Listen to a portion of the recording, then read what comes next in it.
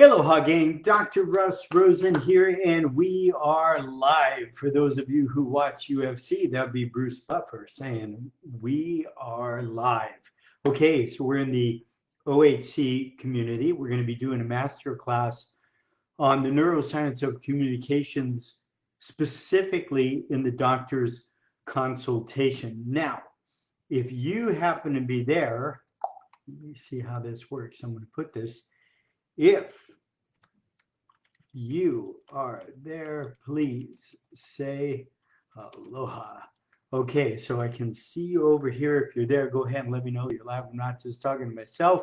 Of course, we are recording so that we can post this for everybody else who's not able to make it at this time. So this is what I've been really looking forward to diving into is how do we look at the, let me move this up right here.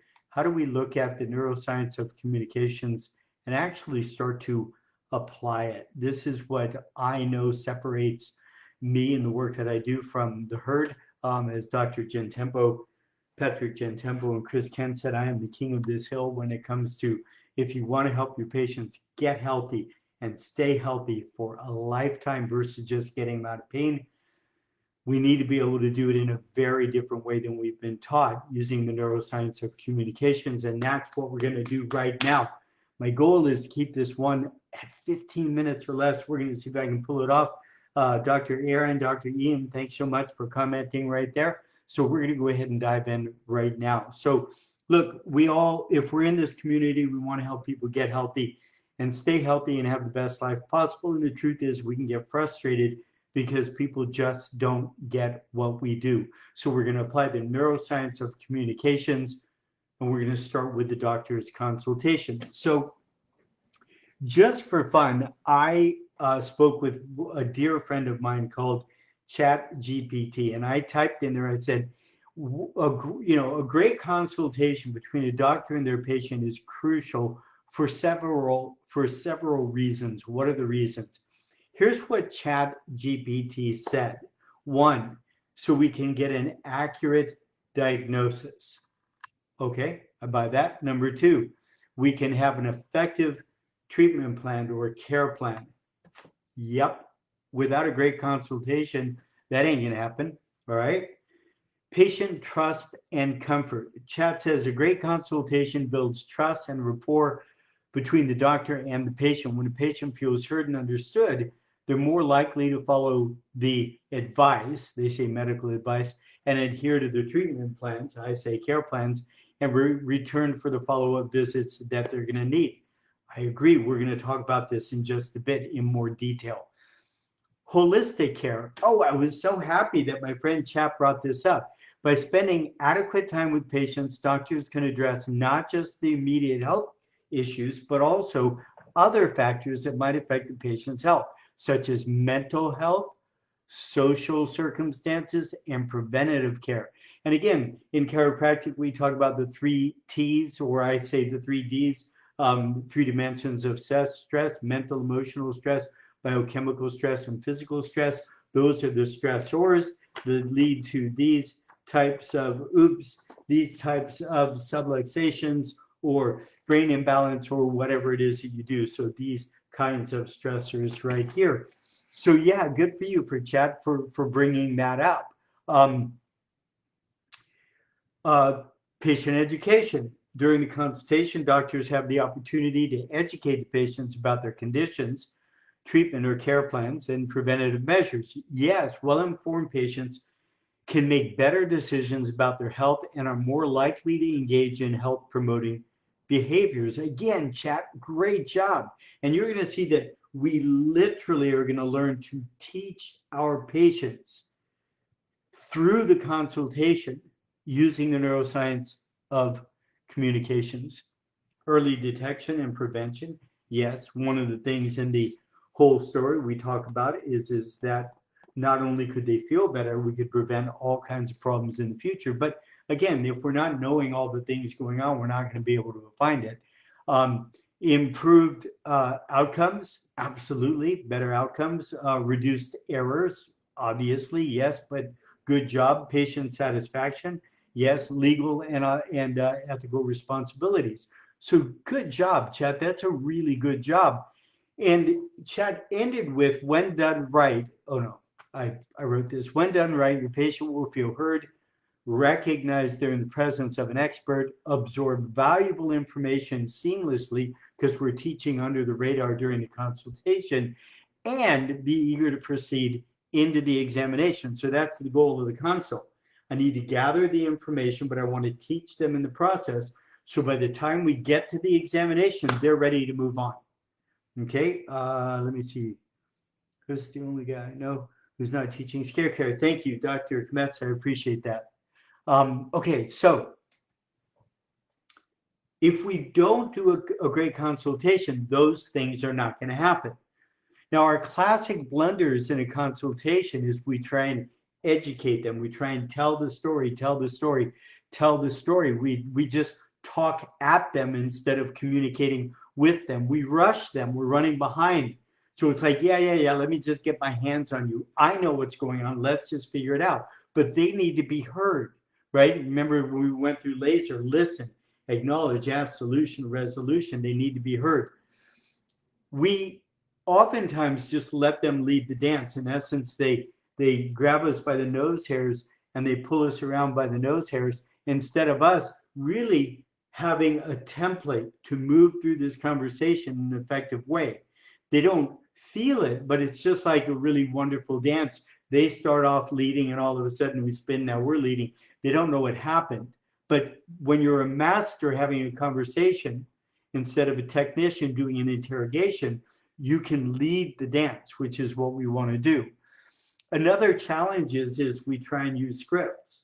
And again, for my 2 cents, scripts sound fake and plastic and robotic.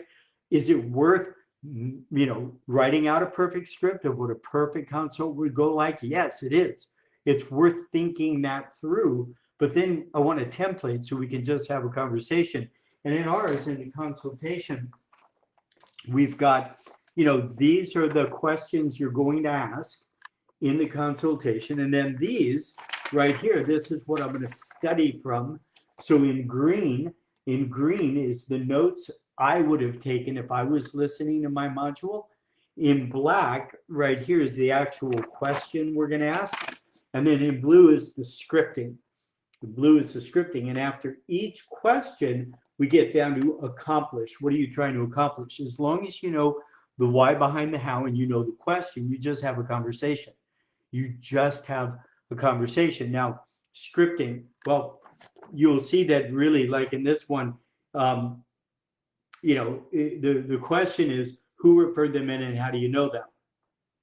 So do you have to memorize a script? No, you look at the question. Who referred you in and how do you know? It's just a series of questions that you're going to be asking, but you need to understand what you're trying to accomplish and why you're asking the question. You need to understand the why behind the how. What we know is that if we do it poorly, a consultation, the patient gets disinterested, they get disengaged, they get distracted, they get frustrated, they might shut down. You'll see that they start to drool, their eyes glaze over, they can get agitated or unresponsive depending upon their behavioral style, and they can even just conclude that they're in the wrong place. So it's really critical. You never get a second chance for a first impression. This consultation is a really critical piece of the puzzle. I just had a very interesting experience. I went to see a new chiropractor down the road from me about a month or 6 weeks ago. And, they pride themselves, they have 6 offices, they pride themselves on wonderful systems. I know somebody who almost worked in their office, so I know that they really pride themselves in their systems. And during the consultation, it just meandered. She was a wonderful doctor. I really love her. She's a wonderful person, but you can tell that she was taught very specific things to do in the consultation, but she really didn't understand why. She didn't really understand what she was trying to accomplish. So it just kind of meandered and we had this conversation, but nothing ever felt like it just hit home. It just fell short, right? And again, I know that I'm difficult, right? If I come to see you, I'm difficult because I'm running through the lens of what I think should happen. But just trust me on this. If you are very clear about where you're at, where you're trying to get to, what you're trying to accomplish, etc., you have a template together, you're going to get better results.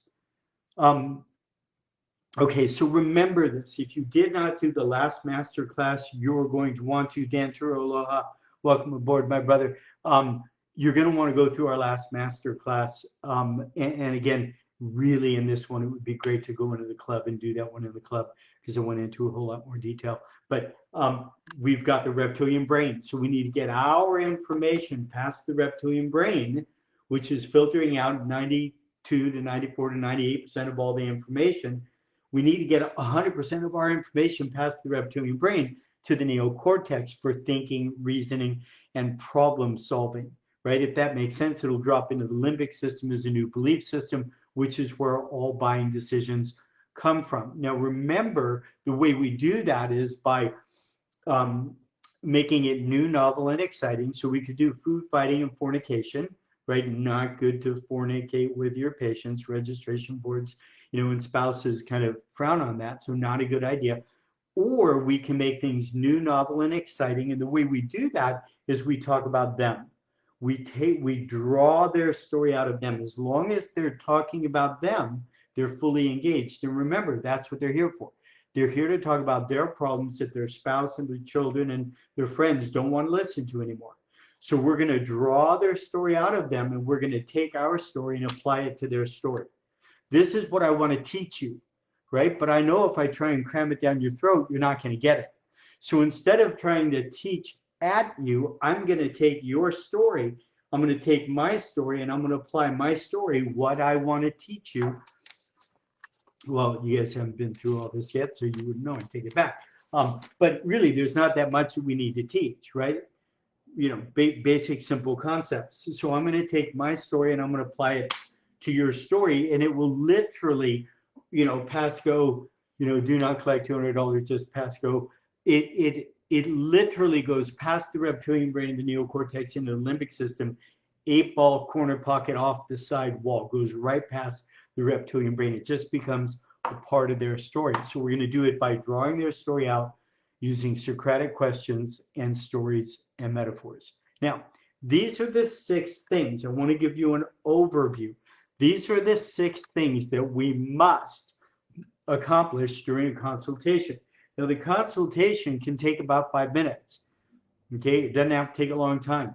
Obviously, if you're doing like functional medicine or you're doing other things that take a lot longer, you need to spend that amount of time. But it doesn't need to take a lot of time if you understand these 6 pieces. So step 1. Now, what I want you to do is I want you to look through, man, those are dirty. What I want you to look through is the lens of the neuroscience of communications. And clearly, I will not have this done in 15 minutes. It'll be more like 20. Dang it. Oh, well, here we are. So you want to look through the lens of the neuroscience of communications. So step 1, I say we want to build rapport. Well, why? Well, the reason why we want to is because when human beings meet each other, we sniff each other under the tail. We're literally looking for friend or foe. If we're a foe, we're in fight or flight. We're in the amygdala, and we're no longer getting information in the neocortex for thinking, reasoning, and problem solving, and it won't drop into the limbic system as a new belief system, right? So step 1, build rapport. In my world, we ask 2 questions, 15 seconds, and we've got rapport. Real simple, real easy thing to do. Step 2, relieve concerns and fears. Why do we need to relieve concerns and fears? Let me ask you. And if you wanted to, and their problems related to neuromuscular system problems, and their problems related to neuromuscular system problems. I'm going to have to reread that. But let me ask you a question, and you can type in there. Why would we, from a neuroscience of communications perspective, want to get them out of fear and anxiety? And here's a question. Does anyone ever come to see you, a doctor, with any anxiety or fear? And the answer is yes, all the time, right? Like we know white coat syndrome. People go to see a doctor, their blood pressure goes up, right? if you're chiropractor, we have negative brand equity, right? They're going to string you along. They're going to charge you a fortune. They're not going to help you. Like, these are things that are there. So why would we want to need to get them out of fear? Anybody? Oh, that's right. We're like 6 seconds behind. I don't know why they do that. Come on, Zuck. Get it together. Here we go. All right. Well, anyhow, the reason why we need to get them out of the fear is because they're stuck in their amygdala. And if they're in their amygdala, they're not sending information. Aaron, thank you. So they can hear. They can't hear otherwise. They literally cannot hear what you're saying because they're stuck in their amygdala. We got to get them out of the amygdala. So the first minute in a consult is build rapport, relieve concerns and fears. And again, we have very specific ways of doing that, but those are things that need to happen. And yeah, so they can listen to solutions. First, we need to clarify the problem. The solution becomes self-evident. Thank you, Aaron. I appreciate that. Now, the next thing I need to do is I need to find out why they're really here. Now, here's a hint. They're not here because of their symptom. Ever. They're never there because of their symptom. They're there because of loss or potential fear of loss. That's why they're there. People are walking around with symptoms, aches, pains, indigestion, blah, blah, blah, all the time, and they don't do anything about it, right? At some point, they decide I need to do something about it, loss or potential fear of loss. What I don't want to do is meander and spend a lot of time. What I don't want to do is, find out why they're really here and it's taking 15 or 20 minutes. There's a very specific, easy, simple way to do that. In the club this Thursday, that's what we're going to dive into. So if you want to come to that one, you get a free month, jump into the club. I'm going to go into probably 30 minutes on this one subject. How do you actually meet them and find out why are they here? Well, it's either lack of diagnosis or lack of diagnosis. It's their symptom, their pain, or it's how it's affecting their life. And we need to be able to very quickly find out which one of those it is.